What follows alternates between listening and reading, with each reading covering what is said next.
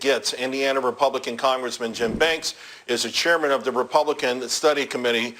Representative Banks, thanks for joining us. I'm going to elicit some of the more absurd things here, and certainly it does seem like some form of a bailout or more. Take us through the more egregious issues. Well, first of all, Charles, you got to keep in mind that COVID cases are down 77%. There was an important piece in the Wall Street Journal over the weekend about herd immunity being achieved in April. So why in the world are we passing a $1.9 trillion bailout to special interest groups in February and March if we know that the light is at the end of the tunnel? Well, the answer is simple.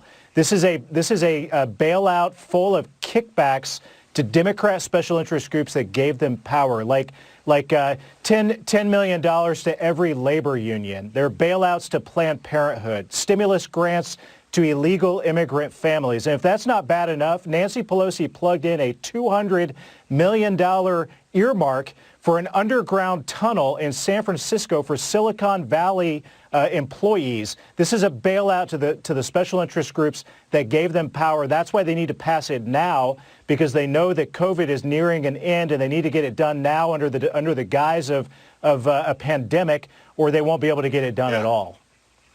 Yeah, there's no doubt the emergency factor is going away. Last week on Thursday, the Atlanta Fed upped their first quarter GDP number from 4.5% to 9.5%. The economy is coming on like gangbusters. And if you argue there's a K-shaped recovery, it sure ain't those people in Silicon Valley getting that private train.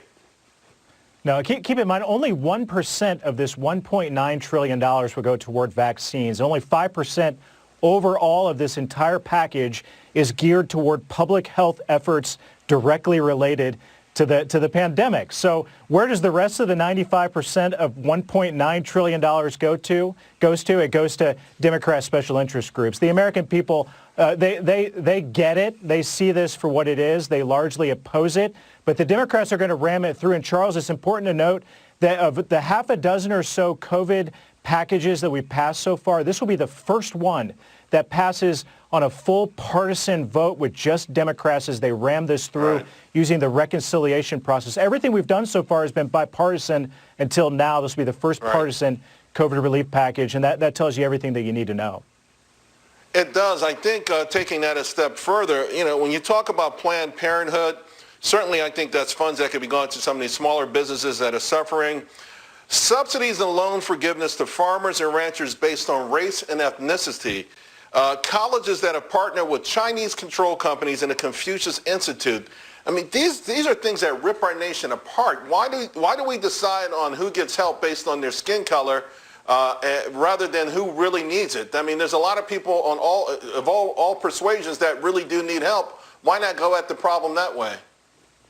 Yeah, Republicans have made it very clear from the very beginning, we're willing to work with Democrats on bipartisan measures that help those who need it the most during these tough times as we endure this pandemic. This $1.9 trillion package doesn't do that. This is chocked full of kickbacks to special interest groups that help Democrats take power to begin with. It's egregious, it's wrong, and it's something that I hope the voters remember when we get closer to the election in 2022, when Republicans have an opportunity to bring some common sense back to the way this process works and win back the majority when we get to that point. Now, there's so much in here that's it's beyond egregious. It's offensive and it's dangerous, probably. Representative Banks, thank you very much. Meanwhile, House GOP Whip Steve